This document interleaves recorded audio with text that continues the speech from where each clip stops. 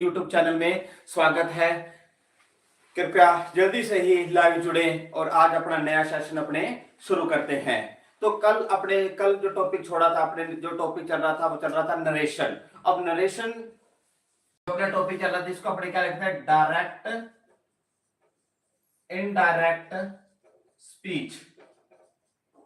ये अपना टॉपिक अपने कल लाइव क्लासेस में क्या किया था, शुरू किया था। आज उसी को ही आगे क्या रखते हैं, कंटिन्यू रखते हैं और आज कोशिश करते हैं कि जो अपने स्टार्टिंग में फर्स्ट वीडियो में आपको बताया था, मुख्य रूप से डायरेक्ट से इनडायरेक्ट वाक्य बनाने में, डायरेक्ट से इनडायरेक्ट वाक्य बनाने में अपने को मुख्यतः 5 प्रकार के चेंजिंग करने पड़ते हैं। और कल की क्लास में आपको मैंने 3 चेंजिंग बड़े बहुत ही डिटेल से आपको समझा दिए थे। तो आज अपने क्या करते हैं कि जो 2 चेंजिंग जो बची है उसको भी आज अपने क्या करते हैं, कंप्लीट कर देते हैं, ताकि पर उसकी क्या करते हैं, अपने एक्सरसाइज कर सकें। ठीक है, तो अपने मैं ज्यादा टाइम नहीं लेता हुआ अपने क्या करते हैं, इस वाक्य को क्या करते हैं, शुरू करते हैं। तो देखो मैं एक बार थोड़ा सा समराइज कर देता हूं ताकि आपको जो नए जुड़े हैं तो उनको भी थोड़ा इस बेसिक चीज का क्या लग जाए, पता लग जाए। तो मैं एक बार थोड़ा सा क्विक रिवीजन करवा देता हूं कि जैसे एक वाक्य था कि Ram said to me, I am plucking flower. I am plucking a flower. अब देखो क्या था, आपको मैंने कल ये समझाया था कि ये वाली जो चीज होती है अपनी क्या होती है, रिपोर्टेड वर्ब होती है। क्या होती है, रिपोर्टेड वर्ब होती है। और ये वाला जो इन्वर्टेड कोमा के अंदर वाला जो होता है ये अपना क्या होता है, रिपोर्टेड स्पीच होता है। क्या होता है, रिपोर्टेड स्पीच होता है। ठीक है, तो अब ये तो वाक्य अपना कौन सा होता है, डायरेक्ट, और इसको अपने किस में कन्वर्ट करना है, इनडायरेक्ट वाक्य में कन्वर्ट करना है। इनडायरेक्ट वाक्य में कन्वर्ट करने के लिए मैंने आपको बताया था कि अपने को कल आपको ये बताया था कि अपने क्या क्या चेंजिंग करनी है। तो कल मैंने बताया था कि पहले अपने चेंजिंग करनी किस में करनी है, सेट टू में परिवर्तन। नंबर 1 आपको बताया था सेट टू में परिवर्तन। फिर दूसरा बताया था कोमा के अंदर परिवर्तन। फिर तीसरा बताया कि इन्वर्टेड कोमा के अंदर वाले सब्जेक्ट में परिवर्तन। चौथा परिवर्तन बताया था हेल्पिंग वर्ब और मैन वर्ब में परिवर्तन। और पांचवा परिवर्तन जो बताया था समय के अकॉर्डिंग, जैसे टुडे टुडे दिया हो, यस्टरडे दिया हो, टुमारो दिया हो, कुछ भी दिया हो तो उनमें क्या क्या परिवर्तन करते हैं। तो अपने बेसिक कल आपने ये 3 चीजें अपने क्या कर ली थी, क्लियर कर ली थी कि 1 नंबर, 2 नंबर और 3 नंबर। मतलब साइड 2 में क्या लगेगा, कोमा की जगह क्या लगेगा, इन्वर्टेड कोमा के अंदर वाले सब्जेक्ट में क्या क्या परिवर्तन आएंगे। तो उसको मैं थोड़ा सा आपको जल्दी से क्विक रिवीजन करवा देता हूं ताकि फिर अपने 4th और 5th आज कंप्लीट करके कोशिश करते हैं कि आज अपना क्या हो जाए कि बेसिक जो चीजें क्या क्या परिवर्तन है ये कंप्लीट हो जाए। तो देखो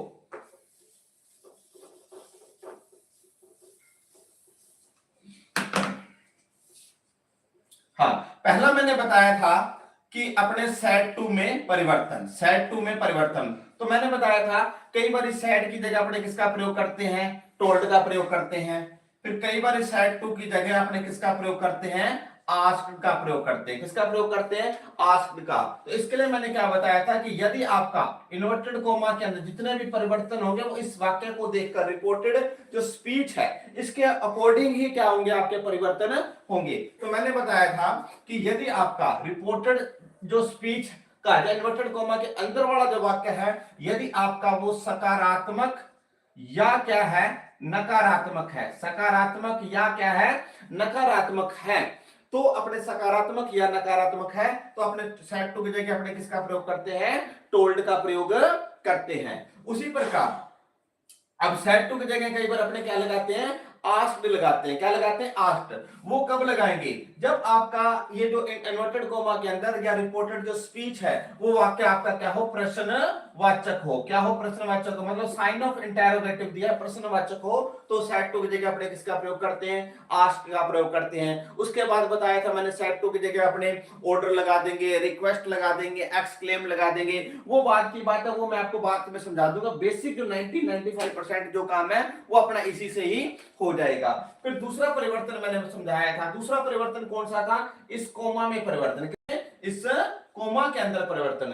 तो आपको बताया था कि कोमा के अंदर कई बार अपने क्या लगाते हैं, दैट का प्रयोग करते हैं, फिर कई बार कोमा की जगह अपने क्या लगाते हैं, इफ लगाते हैं, और कई बार कोमा की जगह अपने क्या लगाते हैं, WH वर्ड लगाते हैं, WH वर्ड लगाते हैं। तो अब इसमें क्या करना है, अपने को पता होना चाहिए, ये जितने भी परिवर्तन, मैं बार बार एक ही बात आपको रिवाइज कर रहा हूं कि जो भी परिवर्तन करेंगे इन्वर्टेड कोमा के अंदर वाला जो वाक्य है जिसको अपने क्या बोलते हैं, रिपोर्टेड स्पीच बोलते हैं, उसके अकॉर्डिंग परिवर्तन होंगे।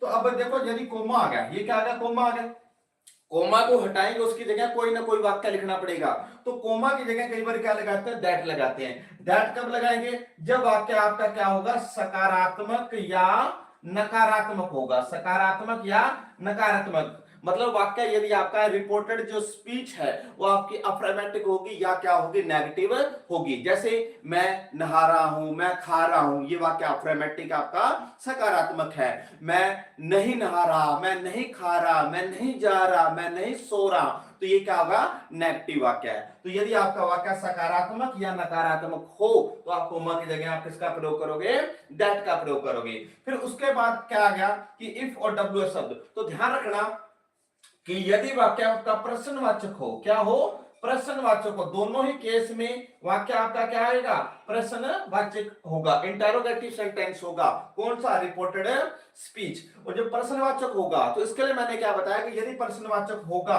अगर वो प्रश्नवाचक अगर हेल्पिंग वर्ब से शुरू हो रहा है, किससे शुरू हो रहा है, हेल्पिंग वर्ब से शुरू हो रहा है। हेल्पिंग वर्ब का मतलब is, am are, was, were, do, does, did, can, could, may, might, must, जितने भी जो हेल्पिंग वर्ब से जो शुरू होगा तो वहां तो अपने किसका प्रयोग करोगे, इफ का।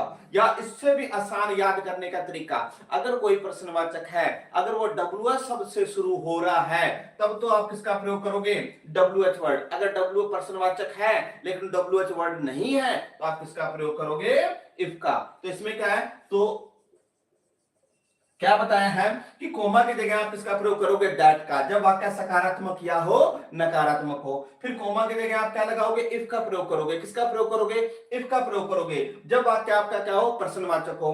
कोमा की जगह आप किसका प्रयोग करोगे, WH का प्रयोग करोगे, जब वाक्य आपका क्या, प्रश्नवाचक हो। लेकिन ध्यान रखना, अगर प्रश्नवाचक आपका WH वर्ड से, WH वर्ड का मतलब हो गया व्हेन, वेयर, विच, हाउ, हुम, इनसे शुरू हो रहा है, तब तो आप कोमा की जगह आप WH वर्ड ही लगाओगे। अगर वेयर आ रहा तो वेयर का वेयर लिखोगे, विच आ रहा तो विच का विच लिखोगे। लेकिन अगर प्रश्नवाचक है, WH वर्ड नहीं है, तो आप किसका प्रयोग करोगे, इफ का प्रयोग करोगे। ये अपना कौन सा परिवर्तन था, दूसरा परिवर्तन था। उसके बाद मैंने तीसरा परिवर्तन समझाया था।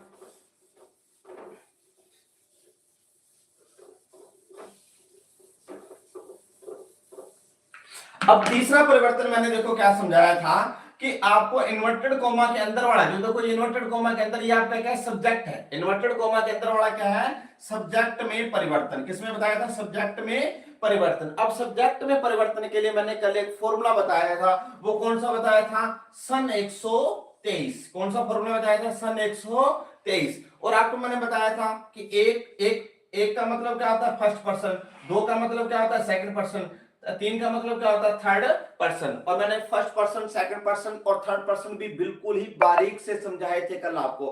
फर्स्ट पर्सन कौन सा होगा, जो स्पीकर होता है, जो स्पीकर होता है, जो बोलने वाला होता है, वो आपका क्या होता है, फर्स्ट पर्सन। जैसे मैं बोल रहा हूं, मैं क्या हूं, फर्स्ट पर्सन है, आप लोग मेरे को सुन रहे हो, आप लोग क्या हो, सेकंड पर्सन। कहने का मतलब है कोई भी कन्वर्सेशन हो रही होती है, किसी के अंदर बातचीत हो रही होती है, तो उसके अंदर दो ही पर्सन होंगे, या तो वो फर्स्ट पर्सन होगा या कौन होगा, सेकंड पर्सन होगा। तो जैसे मैं बोल रहा हूं कि मैं कौन हूं, फर्स्ट पर्सन हूं।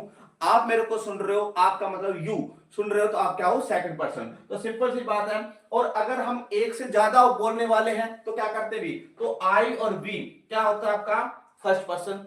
आप लोग सुन रहे हो तो कौन सा आ गया, सेकंड पर्सन। और इसके अलावा जो बच गया, आई, वी, यू के अलावा जितने भी बच गए वो सारे के सारे क्या है, थर्ड पर्सन है। जैसे ही, शी, इट, दे, नाम, कुछ भी है वो आपके क्या है, थर्ड पर्सन है। शेष सभी जो है आपके क्या है, थर्ड पर्सन है। फिर आपको ये भी याद रखना है, एस का मतलब क्या होता है, सब्जेक्ट। ओ का मतलब क्या होता है, ऑब्जेक्ट। एन का मतलब क्या होता है, नो चेंज। एन का मतलब क्या होता है, नो चेंज।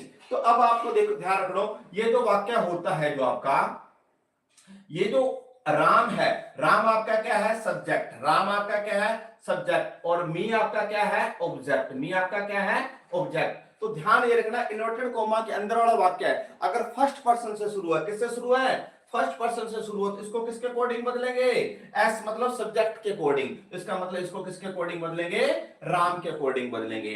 अगर आपका इन्वर्टेड कोमा के अंदर अगर सेकंड पर्सन है, क्या है, सेकंड पर्सन है, तो उसको किसके अकॉर्डिंग बदलेंगे, ऑब्जेक्ट के अकॉर्डिंग बदलेंगे, किसके अकॉर्डिंग बदलेंगे, ऑब्जेक्ट के अकॉर्डिंग बदलेंगे। और थर्ड पर्सन क्या होता है, नो चेंज, उसमें कोई भी परिवर्तन नहीं करता।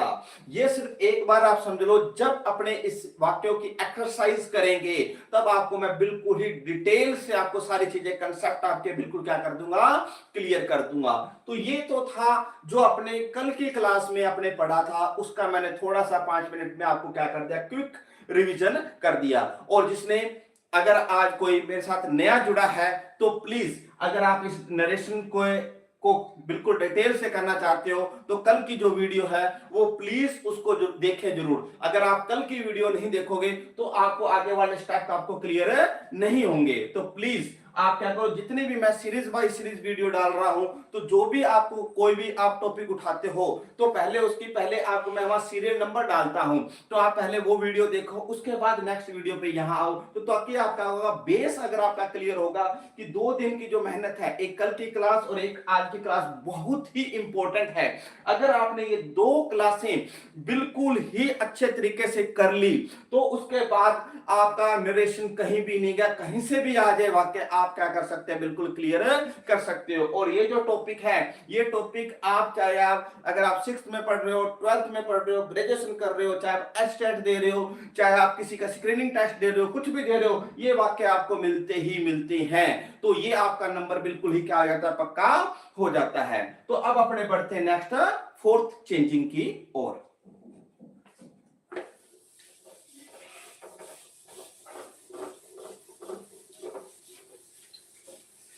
जहां तक मैंने करवाया है, तो प्लीज कमेंट करो। अगर आपको कोई किसी भी चीज में अगर आपको डाउट है, तो प्लीज मेरे को कमेंट करो, ताकि मैं साथ साथ उसका क्या कर सकूं, आपका जो भी डाउट है वो डाउट को क्या कर सकता हूं, क्लियर कर सकता हूं। अब अपने कौन से परिवर्तन में करते हैं, 4th परिवर्तन। 4th परिवर्तन आपका क्या है कि हेल्पिंग वर्ब,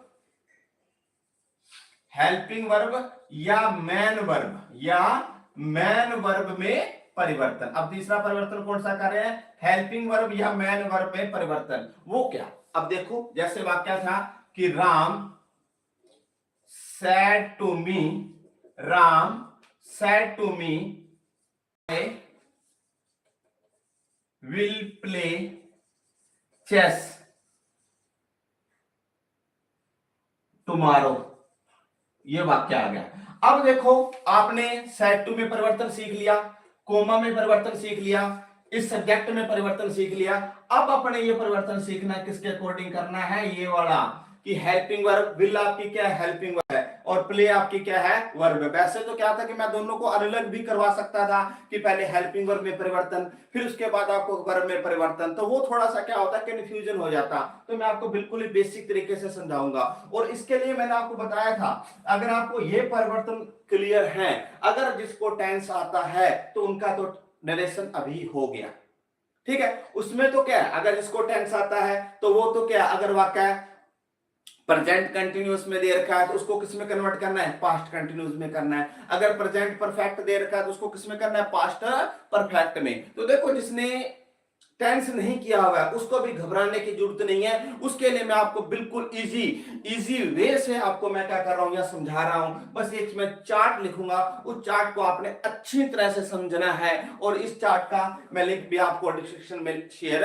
कर दूंगा, ताकि आप वहां से भी आप क्या कर सकते हो, रीड कर सकते हो। तो देखो, अब इनमें हेल्पिंग वर्ब और वर्ब में क्या क्या परिवर्तन करते हैं, तो क्या आएगा, देखो ध्यान रखना, यदि वर्ब की फर्स्ट फॉर्म या उसके साथ एस या ईएस लगा है, अगर वाक्य में, जैसे मान लो ये वाक्य आ जाता, जैसे आई प्ले, सिंपल आ जाता, आई प्ले आ जाता, तो ये वर्ब की फर्स्ट फॉर्म है। ये वर्ब की कौन सी फॉर्म है, फर्स्ट फॉर्म है। तो ध्यान रखना, ये मैं सारी चीजें आपको बिल्कुल क्लियर करूंगा, जस्ट एक बार आप एक चार्ट को देख लो।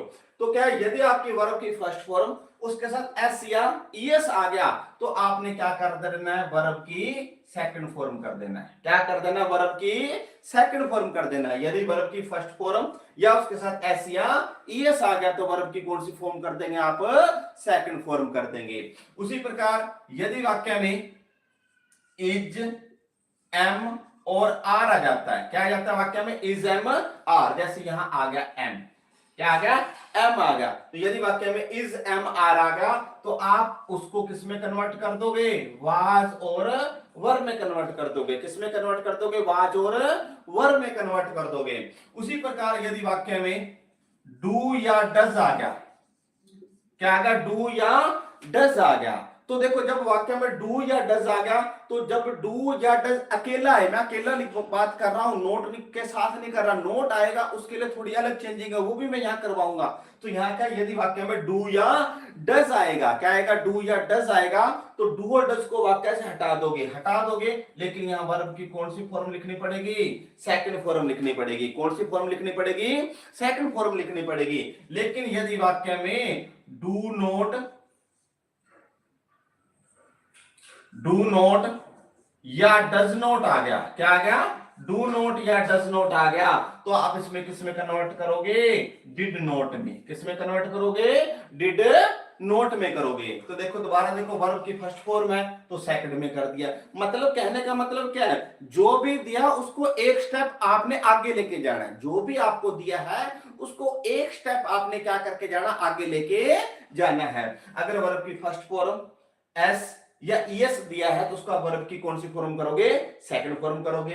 यदि इज एम आर दिया है तो आप किसमें कन्वर्ट करोगे, वाज और वर्ब में कन्वर्ट करोगे। किसमें करोगे, वाज और वर्ब में कन्वर्ट करोगे। यदि डू और डज दिया है, डू और डज अकेला कोई बात हो रही है तो उसका आप क्या करोगे, उनको हटाओगे, हटाकर इसकी जगह वर्ब की कौन सी फॉर्म करोगे, सेकंड फॉर्म करोगे। फिर उसके बाद यदि वाक्य में डू नोट या डज नोट आ गया, डू नोट या डज नोट आ गया तो आप किसमें कन्वर्ट करोगे, डिड नोट में कन्वर्ट करोगे। ठीक है। उसी प्रकार यदि वाक्य में हैज या हैव आ गया, यदि वाक्य में हैज या हैव आ गया तो आप उसकी जगह किसका प्रयोग करोगे, हैड का प्रयोग करोगे। किसका प्रयोग करोगे, हैड का प्रयोग करोगे। तो देख, ये तो था प्रेजेंट का। ठीक है। उसी प्रकार यदि वाक्य में डिड आ गया, क्या आ गया, डिड आ गया। देखो डू अकेला, देखो डू और डज अकेला आया था तो आपने वर्ब की कौन सी फॉर्म की थी, सेकंड फॉर्म की थी। अब यदि डिड अकेला आ गया तो इसको भी वाक्य से हटाओगे तो आप क्या लिखोगे, हैड प्लस वर्ब की थर्ड फॉर्म लिखेंगे। हैड प्लस वर्ब की कौन सी फॉर्म लिखेंगे, थर्ड फॉर्म लिखेंगे। उसी प्रकार यदि वाक्य में क्या आ गया, डिड नोट आ गया, क्या आ गया, डिड नोट आ गया, तो यहां आप किसका प्रयोग करोगे, हैड नोट। किसका प्रयोग करोगे, हैड नोट का प्रयोग करोगे। और उसी प्रकार कि यदि वाक्य में वाज या वर आ गया, किसका प्रयोग आ गया, वाज या वर आ गया, तो आप किसका प्रयोग करोगे, हैड बीन। किसका प्रयोग करोगे, हैड बीन का प्रयोग करोगे। उसी प्रकार हैज बीन या हैव बीन आ गया तो उसको भी किसमें करोगे, हैड बीन में। तो देखो वैसे तो आपको क्या लग रहा होगा, ये थोड़ा सा कंफ्यूजन लग रहा होगा, लेकिन जैसे ही आप इसको बार बार क्या करोगे, इसकी प्रैक्टिस करोगे तो ये बिल्कुल ही क्या हो जाएगा, इजी हो जाएगा। अपने इसको बार बार इसकी क्या करेंगे, प्रैक्टिस करेंगे, अपने कोशिश करेंगे कि इसको बिल्कुल ही आपको बिल्कुल भी इजी वे या क्लियर तरीके से मैं आपको समझाने की कोशिश करूंगा। ठीक है। तो मैं दोबारा समझा रहा हूं कि यदि वर्ब की फर्स्ट फॉर्म या उसके साथ एस या ईएस आ गया तो आप क्या करोगे, वर्ब की सेकंड फॉर्म करोगे। क्या करोगे, वर्ब की सेकंड फॉर्म करोगे। उसी प्रकार यदि वाक्य में इज एम आर आ गया, क्या आ गया, इज एम आर आ गया, उसको किस में कन्वर्ट करोगे, वाज और वर्ब में कन्वर्ट करोगे। उसी प्रकार डू या डज आ गया, क्या आ गया, डू या डज आ गया, तो जब भी डू और डज अकेला आएगा तो उसको वाक्य से क्या करोगे, आप हटा दोगे। क्या करोगे, उसको वाक्य से क्या कर दोगे, हटा दोगे तो उसकी जगह आप क्या लगोगे, वर्ब की सेकंड फॉर्म लगाओगे। यदि डू नोट या डज नोट आ गया, डू या डज नोट आ गया, नोट आ गया तो उसकी डू की सेकंड फॉर्म क्या होती है, डिड। तो क्या कर दिया, डिड नोट। फिर यदि हैज हैव आ गया तो उसको आप किसमें कन्वर्ट करोगे, हैड में। यदि डिड आ गया तो डिड अकेला आ गया तो वाक्य से हटाना पड़ेगा तो हैड प्लस वर्ब की क्या करनी पड़ेगी, थर्ड फॉर्म करनी पड़ेगी। फिर उसी प्रकार डिड नॉट आ गया तो आप क्या करोगे, हैड नॉट। फिर वाज वर आ गया तो किसका प्रयोग करोगे, हैड बीन का। और उसी प्रकार कि यदि वाक्य में विल या शैल आ गया, किसका आ गया, विल या शैल, तो वहां आपने किसका प्रयोग करोगे, वुड या शुड का प्रयोग करोगे। किसका प्रयोग करोगे, वुड या शुड का प्रयोग करोगे। लेकिन इसके लिए सबसे इंपॉर्टेंट चीज जो आपको याद रखनी है, वो याद क्या रखनी है कि ऑलवेज वी यूज वुड। हमेशा ही अपने किसका प्रयोग करोगे, वुड का प्रयोग करोगे। सिर्फ शुड का प्रयोग तभी करोगे अगर आपका वाक्य प्रश्नवाचक है, इंटेरोगेटिव है, और वो इंटेरोगेटिव अगर शैल से शुरू है तभी शुड करोगे। अदरवाइज आप हर सभी केसेस में आप किसका प्रयोग करोगे, वुड का प्रयोग करोगे। किसका प्रयोग करोगे, वुड का प्रयोग करोगे। और यदि वुड और शुड आ गया तो आप क्या करोगे, वुड हैव या शुड हैव आ जाएगा। ठीक है, तो ये था अपना चौथा परिवर्तन। ये देखो एक बार आपको थोड़ा सा आपको टिपिकल लग रहा होगा, लेकिन क्या करोगे, इसके अपने बार बार जब इसकी एक्सरसाइज करेंगे, इसका अभ्यास करेंगे, तो ये चीजें बिल्कुल ही अपने क्या होगी, यूज टू हो जाएंगे। देखो मैं आपको बिल्कुल सिंपल तरीके से बताता हूं। अब सिंपल तरीका क्या है, देखो सिंपल तरीका क्या है कि मैंने क्या बताया कि आपको एक स्टेप क्या करना है, आगे जाना है। एक स्टेप क्या करना है, आगे। अब एक स्टेप आगे का मतलब क्या है, देखो एक स्टेप आगे का क्या मतलब है कि अगर वर्ब की फर्स्ट फॉर्म दे रखी है, क्या दे रखी है, अगर वर्ब की फर्स्ट फॉर्म दे रखी है तो फर्स्ट से आगे क्या आएगा, सेकंड। इसका मतलब अगर वर्ब की फर्स्ट फॉर्म दे रखी है उसकी जगह आप क्या करोगे, वर्ब की सेकंड फॉर्म कर दे, हो गया। फिर यदि वर्ब की सेकंड फॉर्म आ गई तो सेकंड के बाद एक स्टेप आगे जाना है, तो सेकंड के बाद एक स्टेप क्या हो जाएगा, थर्ड। लेकिन ध्यान रखना जो थर्ड फॉर्म होती है वो कभी भी अकेली नहीं आती। थर्ड फॉर्म है वो कभी भी अकेली नहीं आती। अब थर्ड फॉर्म किसके साथ आ सकती है, हैज के साथ आ सकती है, हैव के साथ आ सकती है, और हैड के साथ आ सकती है। लेकिन यहां क्या है, क्योंकि अपने जितने भी टेंस है उसको किस में लेके जा रहे हैं, पास्ट में लेके जा रहे हैं। किस में लेके जा रहे हैं, पास्ट में लेके जा रहे हैं। तो इसके लिए जब वर्ब की फर्स्ट फॉर्म हो तो नेक्स्ट स्टेप वर्ब की सेकंड फॉर्म हो जाएगा, और यदि सेकंड फॉर्म है तो अपने हेड लगाकर वर्ब की क्या कर देंगे, थर्ड फॉर्म। अगर हेड थर्ड आ गया तो क्या करोगे, अगर वाक्य में हेड थर्ड आ गया तो क्या करोगे, यदि वाक्य में हेड थर्ड आ गया तो हेड थर्ड का हेड थर्ड ही लगाते हैं। उसी प्रकार यदि वाक्य में डू या डज अकेला आ गया, डू या डज क्या आ गया, अकेला आ गया, तो उसको वाक्य से क्या कर देते हैं, हटा देते हैं, और उसकी जगह किसका प्रयोग करते हैं, वर्ब की सेकंड का प्रयोग करते हैं। उसी प्रकार यदि वाक्य में डू नोट या डज नोट आ गया, किसका प्रयोग है, डू नोट या डज नोट आ गया, तो उसकी जगह अपने किसका प्रयोग करोगे, डिड नोट का प्रयोग करोगे। किसका प्रयोग करोगे, डिड नोट का। और यदि फिर बताया यदि हैज हैव आ गया तो आप किसमें कन्वर्ट करोगे, हेड में करोगे। तो ये जो चीजें हैं, उसके बाद एक लास्ट बचा था कि यदि विल शैल लागा तो आप किसका प्रयोग करोगे, वुड या शुड का। लेकिन मैंने बताया आप हमेशा ऑलवेज, हमेशा आप किसका प्रयोग करोगे, वुड का प्रयोग करोगे।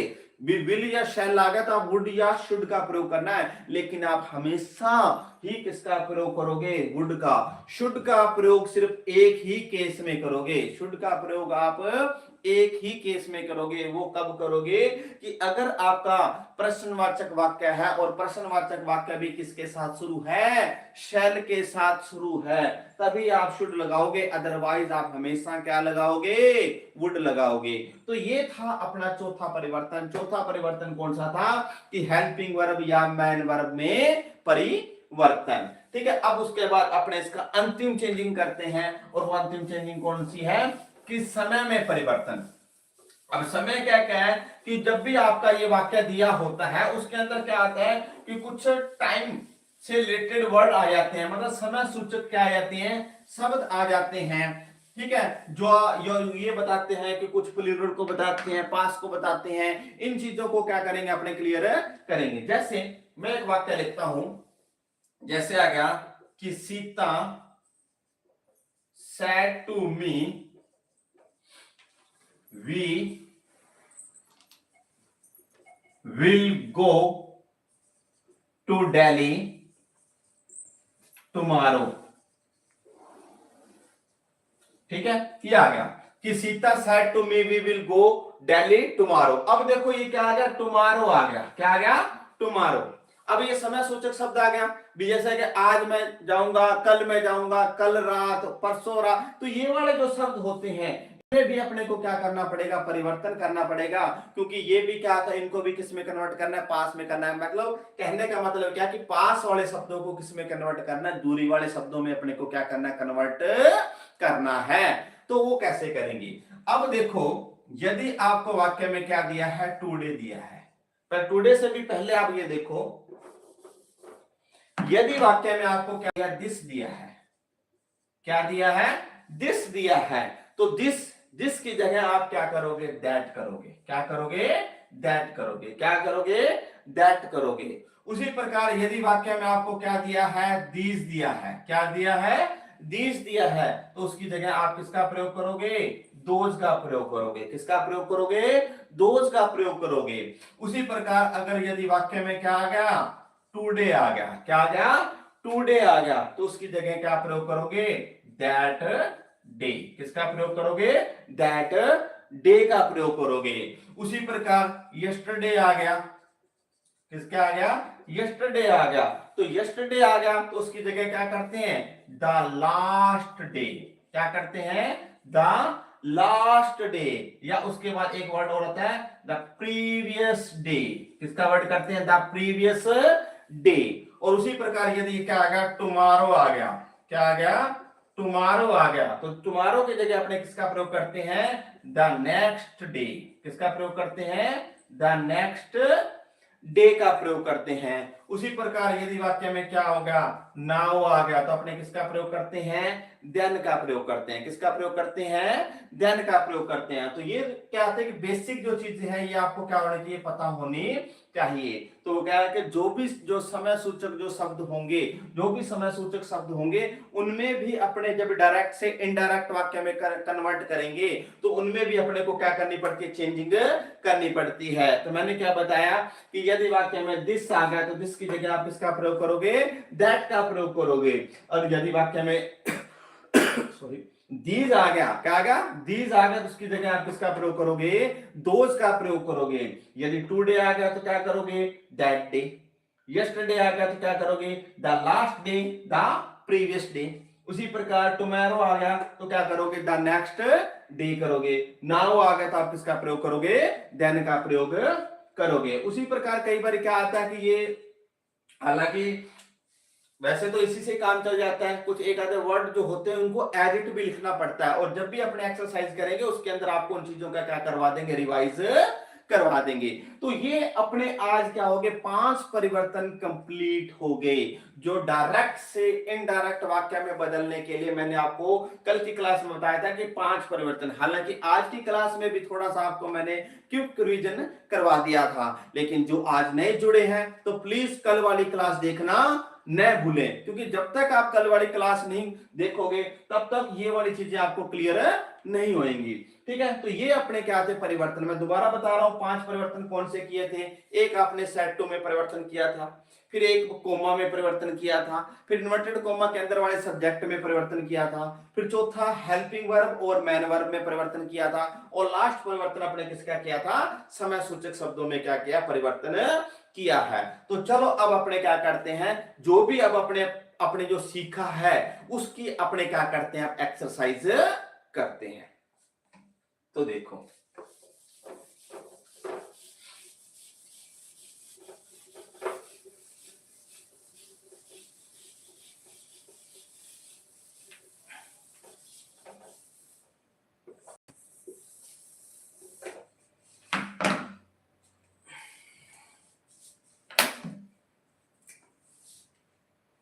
हाँ, एक वाक्य देखो, जैसे है he says to me I M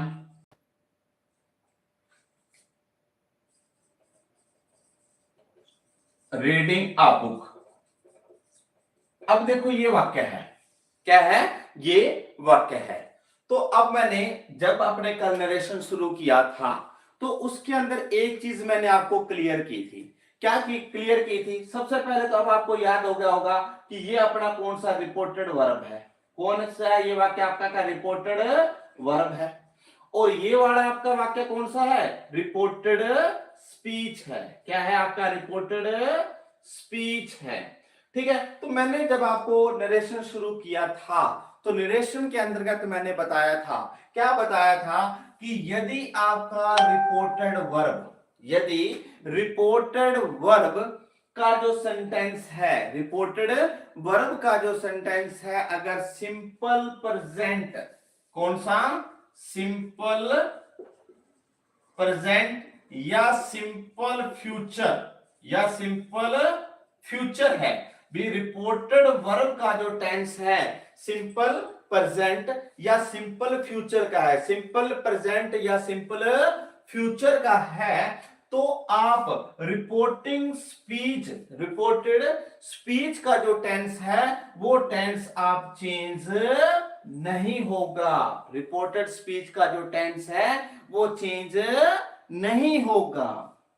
क्या मैं दोबारा थोड़ा सा रिवाइज कर रहा हूं, बता रहा हूं, आपको यह बताया गया था कि ये जो पहला इन्वर्टेड कोमा से बाहर वाला होता है ये रिपोर्टेड वर्ब होता है, इन्वर्टेड कोमा के अंदर वाला आपका क्या था, रिपोर्टेड स्पीच होता है। फिर मैंने कल आपको जैसे ही आपको चेंजिंग करवानी शुरू की थी उससे पहले एक चीज आपको बोली थी, वो क्या बोला था कि यदि आपका रिपोर्टेड वर्ब, यदि आपका रिपोर्टेड वर्ब सिंपल प्रेजेंट, देखो सिंपल प्रेजेंट का कौन सा टेंस होगा, सिंपल प्रेजेंट कौन सा होगा, वर्ब की फर्स्ट फॉर्म या उसके साथ क्या लगा होगा, एस या ईएस होगा, एस या ईएस होगा, वो अपना कौन सा का सिंपल प्रेजेंट होगा। या आपका क्या है, सिंपल फ्यूचर, सिंपल फ्यूचर का मतलब क्या हो जाएगा कि विल या शैल और प्लस वर्ब की फर्स्ट फॉर्म है, अगर ये इनसे वाक्य ये शुरू हो रहा है तो क्या होगा, इस जो रिपोर्टेड जो स्पीच है उसका टेंस चेंज नहीं होगा। अब आप ये देखो, देखो इसके साथ से के साथ एस या ईएस है,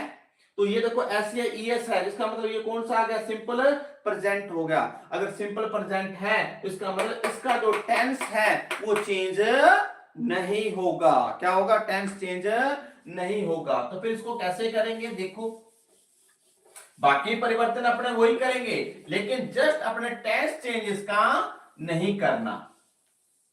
तो देखो कैसे करोगे, सबसे पहले ही का ही क्या करेंगे, ही का ही, अब से आ गया तो से आ गया। अब आप ये देखो, अब जब आप सैड टू की जगह आप किसका प्रयोग कर रहे थे, टोल्ड का, किसका प्रयोग करोगे थे, टोल्ड का। तो अब आप ये देखो, अगर से है तो से की सेकंड फॉर्म क्या है, सेड, से है, से की सेकंड फॉर्म क्या है, सेड, और उसी प्रकार टेल, टेल की सेकंड फॉर्म क्या है, टोल्ड, क्या है, सेकंड। तो यहां जब अगर सेकंड आ रही है तो यहां भी अपने कौन सी फॉर्म लगा रहे हैं, सेकंड लगा रहे हैं। अगर यहां अगर फर्स्ट फॉर्म आ रही है तो यहां अपने कौन सी फॉर्म लगाएंगे, फर्स्ट फॉर्म लगाएंगे। तो देखो फर्स्ट आई है, इसका मतलब यहां क्या करेंगे, ही टेल्स मी। अब आपको बताया था इन्वर्टेड कोमा के अंदर वाक्य अगर सकारात्मक या नकारात्मक, मतलब अफ्रेमेटिक या नेगेटिव है, अफ्रेमेटिक या नेगेटिव है, तो अपने कोमा की जगह अपने किसका प्रयोग करोगे, दैट का प्रयोग करेंगे, किसका प्रयोग करेंगे, दैट का प्रयोग करोगे। फिर इन्वर्टेड कोमा के अंदर वाले सब्जेक्ट में अपने को क्या करना है, परिवर्तन करना है, इन्वर्टेड कोमा के अंदर वाले सब्जेक्ट में क्या करना है, परिवर्तन करना है। तो आपको मैंने बताया, इसके लिए फॉर्मूला बताया था, क्या बताया था, सन 123, क्या फॉर्मूला बताया था, सन 123। अब आई कौन सा पर्सन है आपका, फर्स्ट पर्सन है, कौन सा पर्सन है आपका, फर्स्ट पर्सन। और यदि फर्स्ट पर्सन है तो इसको किसके अकॉर्डिंग बदलेंगे, सब्जेक्ट के अकॉर्डिंग बदलेंगे, किसके अकॉर्डिंग बदलेंगे, सब्जेक्ट। तो बताओ सब्जेक्ट यहाँ क्या है, ही, तो मतलब आई को अपने किसके अकॉर्डिंग बदलेंगे, ही के अकॉर्डिंग बदलेंगे, किसके अकॉर्डिंग बदलेंगे, ही के अकॉर्डिंग। तो इसका मतलब आई की जगह अपने को क्या लिखना पड़ेगा, ही लिखना पड़ेगा। अब मैंने क्या बताया कि अगर यदि वाक्य रिपोर्टेड वर्ब आपकी क्या है, सिंपल प्रेजेंट या सिंपल फ्यूचर में है तो रिपोर्टेड जो स्पीच है उसका टेंस चेंज नहीं होगा। अगर देखो, अगर ये सैड होता तो आपको मैंने रूल लिखवाया था, इज एम आर को किस में कन्वर्ट करना है, वाज वर्ब में। लेकिन ये तो क्या है, सिंपल प्रेजेंट है। अगर सिंपल प्रेजेंट है तो इसका टेंस चेंज नहीं करेंगे, नहीं करेंगे। इसका मतलब एम है, ये किसका जोड़ा होता है, इज आर, ये तीन जोड़े होते हैं। अब यहां कह रहा है ही है, तो ही के साथ बताओ एम तो लगा नहीं सकते, तो क्या लगाओगे आप, इज लगाओगे। क्या लगाओगे, इज रीडिंग। बाकी सेम चीज आप वही कर दोगे, आप कुछ भी चेंजिंग नहीं करोगे। तो ये था आपका पहला बेसिक जो एग्जाम्पल था। लेकिन ये क्या आता है कि मैक्सिमम ये वाला जो वाक्य कभी भी एग्जाम में न के बराबर पूछा जाता है, लेकिन फिर भी आपको इसके बारे में पता होना चाहिए। क्योंकि कई बार क्या होता है कि कंपटीशन एग्जाम में जब भी आप कोई टेट वगैरह का एग्जाम देते हो तो उसके अंदर क्या आता है कि नॉर्मली ये वाक्य दिया जाता है और सिर्फ क्या करता है कि वो ये कहता है कि शेष टू की जगह क्या आएगा, शेष टू की जगह क्या आएगा, या नॉर्मली इसकी जगह हेल्पिंग वर्ब वो पूछ लेता है कि इज आएगी, वाज आएगी, वर आएगी या एम आएगी। तो उसके अकॉर्डिंग भी आपको पता होना चाहिए। तो मैं थोड़ा सा एक क्विक रिवीजन करवा देता हूं। क्या है कि यदि रिपोर्टेड क्या है आपकी वर्ब, जो रिपोर्टेड वर्ब आपकी सिंपल प्रेजेंट या सिंपल फ्यूचर में है, सिंपल प्रेजेंट या सिंपल फ्यूचर में है, तो रिपोर्टेड जो स्पीच है उसका टेंस चेंज आप नहीं करोगे ना। अगर टेंस चेंज नहीं करोगे तो इसका मतलब इनके जो साथी है वही लिखने पड़ेंगे इसके।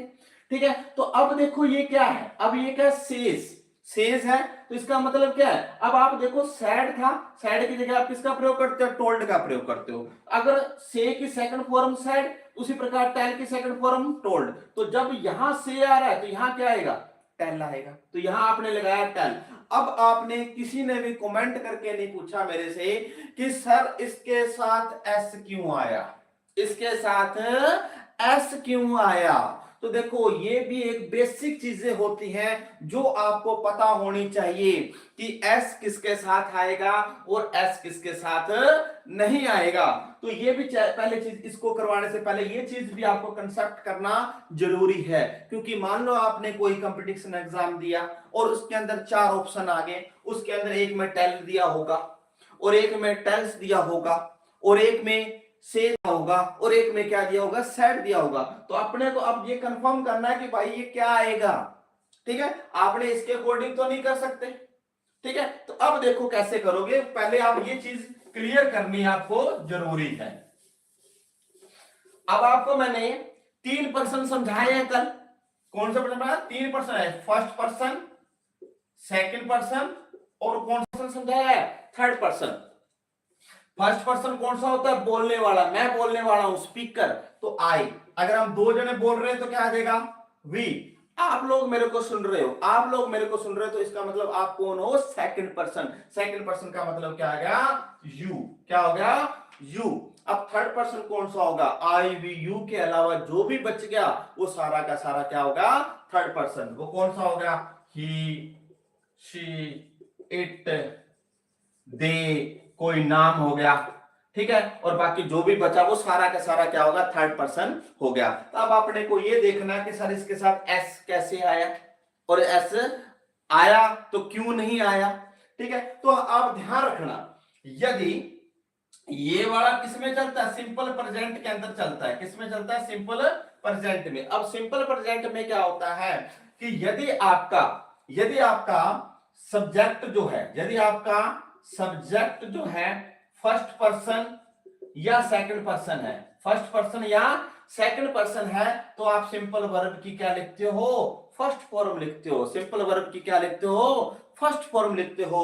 और यदि आपका सब्जेक्ट कौन सा पर्सन है, थर्ड पर्सन है, कौन सा पर्सन है, थर्ड पर्सन है, तब आप वर्ब की फर्स्ट फॉर्म के साथ एस या ईएस लगाते हैं। क्या लगाते हैं, एस या ईएस लगाते हैं। तो मैं दोबारा रिवाइज कर रहा हूं कि आपको 3 पर्सन समझाए थे, first person, second person, third person. First person I और we, second person you, third person जो भी बचेगा, ही, शी, इट, दे, नाम, कुछ भी बचेगा वो सारे के सारे क्या होंगे, थर्ड पर्सन होंगे। तो आपको ये ध्यान रखना है कि यदि सब्जेक्ट आपका फर्स्ट और सेकंड पर्सन है, आई वी या यू है, तो आपको वर्ब की फर्स्ट सिंपल फर्स्ट फॉर्म लिखनी है। और यदि क्या है, यदि थर्ड पर्सन से शुरू है तो उसके साथ आपको क्या लगाना पड़ेगा, वर्ब के साथ एस या ईएस लगाना पड़ेगा। तो अब आप यहां देखो, ये ही अपना क्या है, ही अपना क्या है सर, ये तो ही तो थर्ड पर्सन है, थर्ड पर्सन है तो मैंने क्या बताया, एस या ईएस लगेगा। अगर यहां यही लिखा होता, आई लिखा होता, क्या लिखा होता, आई, तो फिर मैं किसका प्रयोग करता, से का प्रयोग करता, किसका प्रयोग करता, से का, न कि सेज का, क्योंकि भाई आई तो कौन सा पर्सन है, फर्स्ट पर्सन है। तो मैंने क्या फॉर्मूला बताया कि फर्स्ट पर्सन और सेकंड पर्सन आ गया तो वर्ब की फर्स्ट फॉर्म लिखोगे, अगर थर्ड पर्सन आ गया तो उसके साथ एस या ईएस का प्रयोग करोगे। चलो अपने आगे बढ़ते हैं।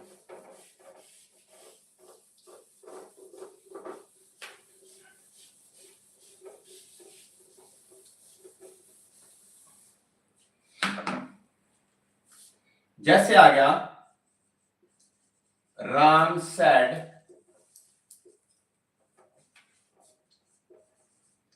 ही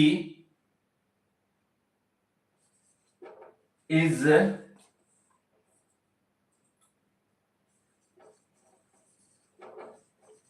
रीडिंग अ स्टोरी, जैसे ये वाक्य है।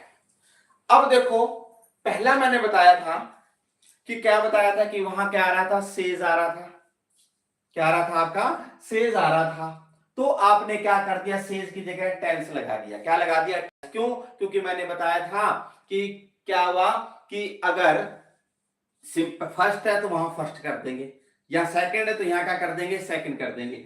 अब देखो यहां क्या आया है, सैड आया है, तो राम, अब सैड की जगह आप क्या लगाओगे, अब यहां सभी आप सोच रहे होगे सर ये तो वाक्य क्या है, सकारात्मक है, B he is reading a story, कि वह एक कहानी पढ़ रहा है, वह एक कहानी क्या कर रहा है, पढ़ रहा है, तो सर ये तो वाक्य सकारात्मक है। तो सकारात्मक में सर आपने बताया है कि सेड टू की जगह अपने किसका प्रयोग करते हैं, टोल्ड का प्रयोग करते हैं, किसका प्रयोग करते हैं, टोल्ड का प्रयोग करते हैं। लेकिन ध्यान रखो कि जब आपका जो वाक्य आएगा, रिपोर्टेड जो वर्ब है, रिपोर्टेड वर्ब में अगर आपका ऑब्जेक्ट नहीं है, अगर रिपोर्टेड वर्ब में आपका ऑब्जेक्ट नहीं है, तब आप सैड का क्या लिखोगे, सैड लिखोगे, तब आप सैड का क्या लिखोगे, सैड। अगर यही वाक्य लिखा होता कि राम सैड टू सीता,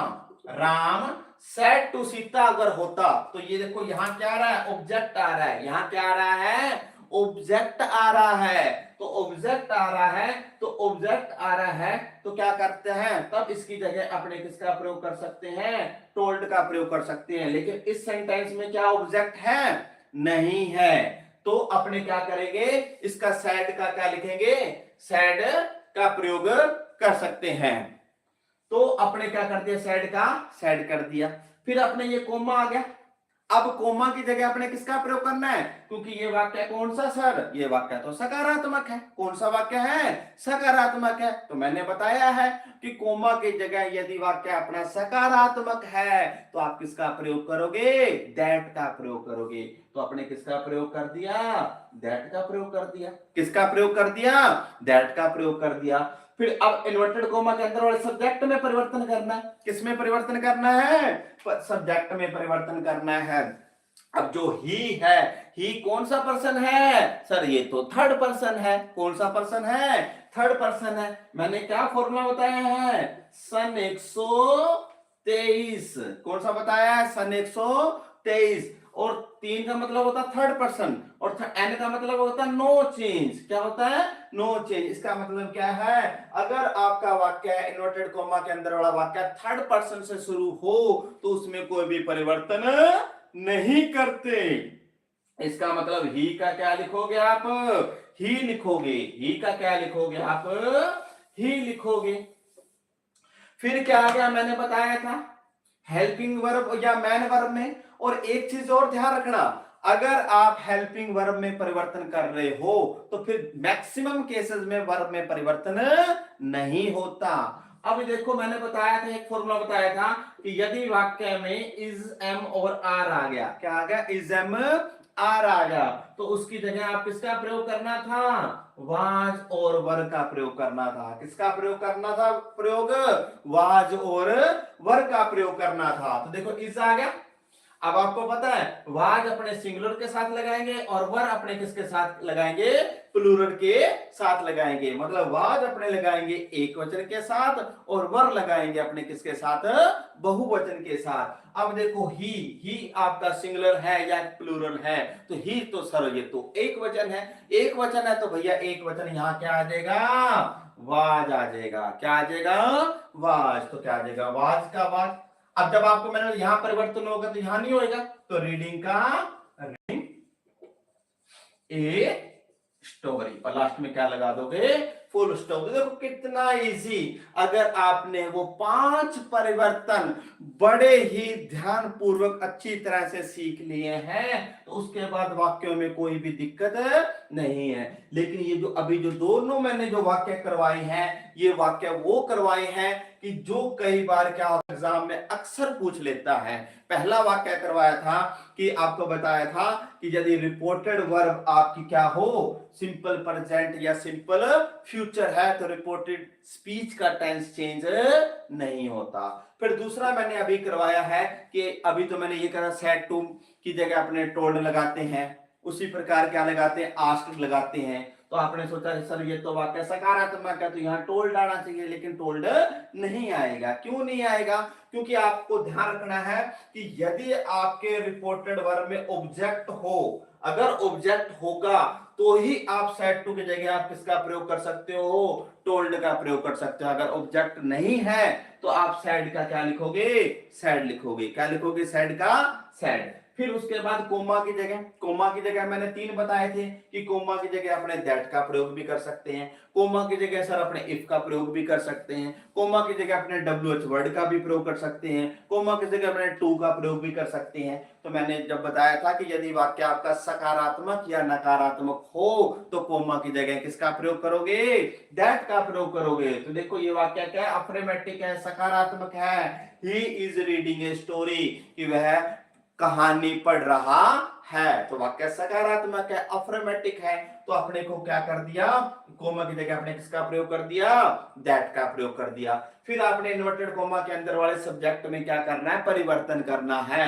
तो परिवर्तन करने के लिए आपको क्या है कि आपको बताया था सन 123 का फॉर्मूला बताया था कि अगर फर्स्ट पर्सन से शुरू हो तो आप सब्जेक्ट के अकॉर्डिंग चेंज करोगे, अगर सेकंड पर्सन से शुरू हो तो आप उसको ऑब्जेक्ट से शुरू करोगे, और थर्ड पर्सन आपका क्या होगा, नो चेंज होएगा। तो अब देखो थर्ड पर्सन क्या, ही क्या आपका थर्ड पर्सन है, ही आपका कौन सा पर्सन है, थर्ड पर्सन है। तो थर्ड पर्सन आपका क्या होगा, नो चेंज। तो आपने ही का क्या लिख दिया, ही लिख दिया।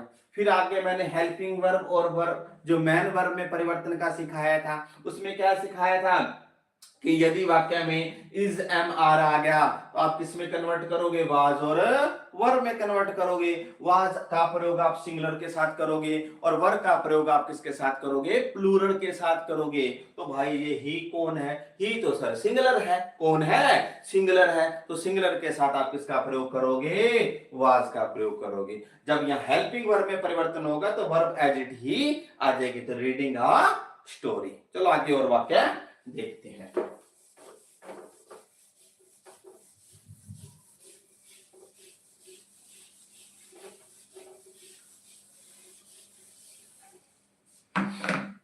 हाँ मैं वाक्य लिख रहा हूं, प्लीज आप ट्राई करो मेरे साथ। He said to me,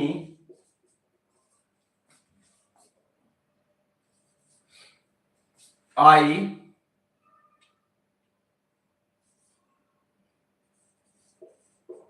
do not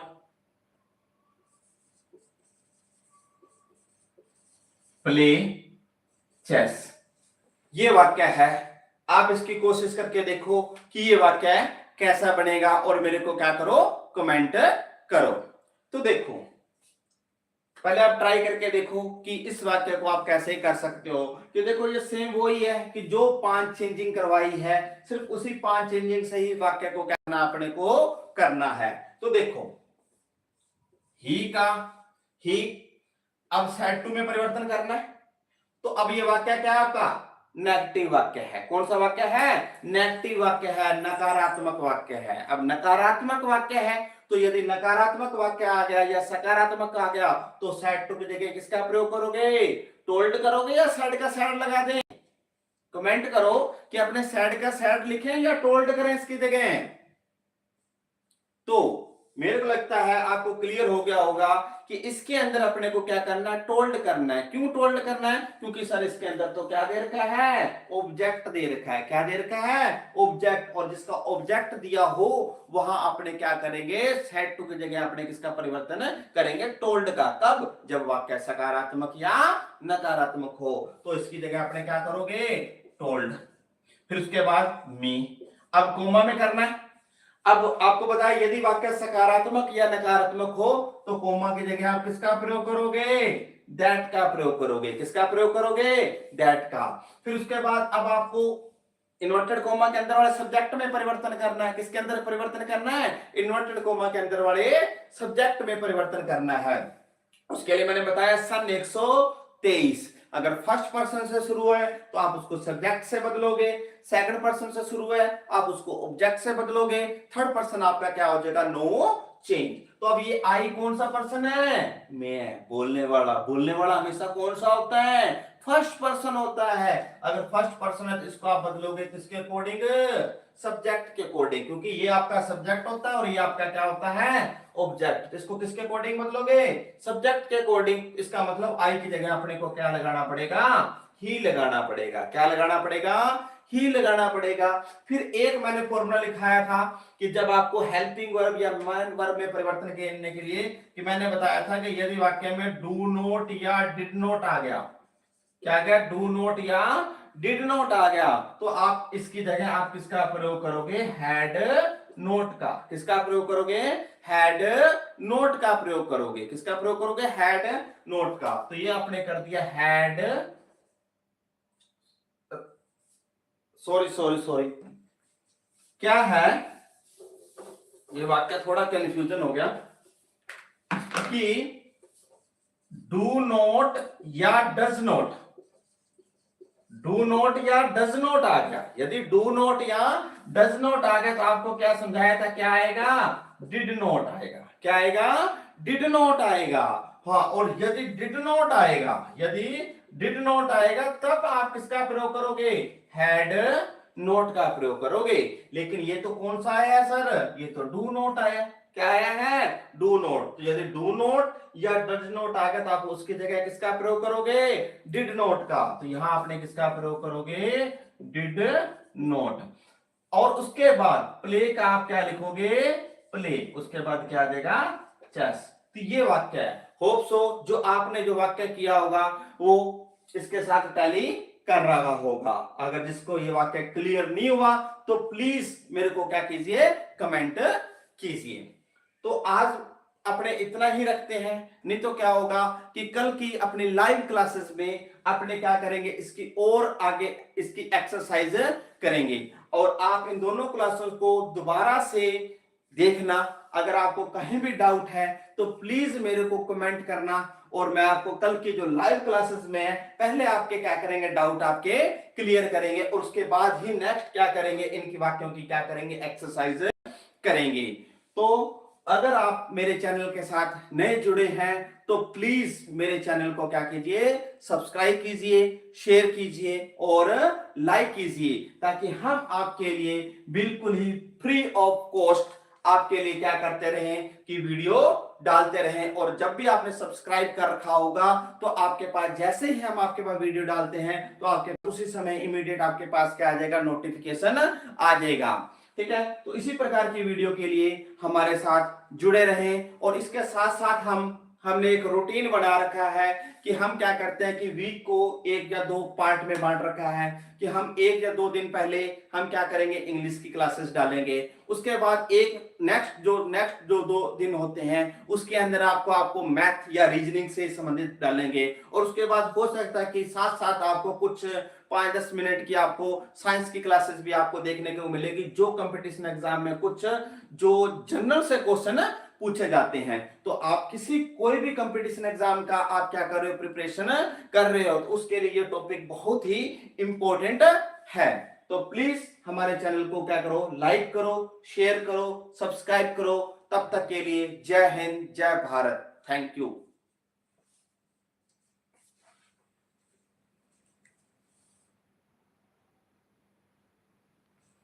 ज्यादा दूर नहीं।